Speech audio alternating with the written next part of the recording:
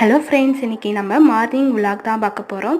காலையிலே வந்து 6 மணிக்கெலாம் எழுந்திரிச்சிட்டேன். காலையில் எழுந்திரிச்சி வாசல் தெளிச்சு கோலம் போட்டுட்டு அது கூட வந்து கோழிலாம் வந்து கத்திட்டு இருந்துச்சு. கோழிலாம் திறந்து விட்டுட்டு அரிசிலாம் போட்டுட்டேன். இப்போ வந்து எனக்கு மூலையில் வந்து கொஞ்சோண்டு ரங்கோலி கோலத்தை போட்டு விட்டேன்.